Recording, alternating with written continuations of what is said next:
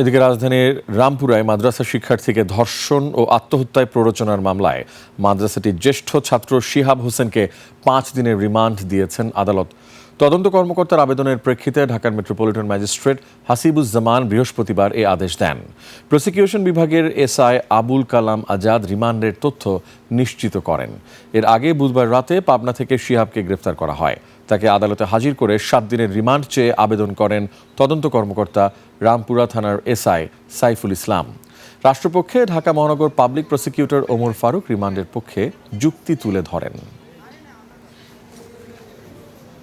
দীর্ঘদিন যাবৎ যৌন কর্ম করা হয়েছে এবং যৌনাচার করা হয়েছে এবং তাকে বলাৎকার করা হয়েছে।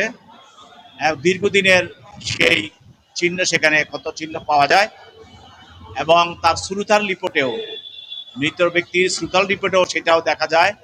তার পায়ুপথে তার দীর্ঘদিনের নির্যাতনের চিত্র দেখা যায়। সেখানে এতে আশঙ্কা করা হচ্ছে যে তাকে দীর্ঘদিন যাবৎ ওই মাদ্রাসার যে শিহাব, যাকে গ্রেপ্তার করা হয়েছে শিক্ষক, সে সহ আরো অনেকেই এটার সঙ্গে জড়িত।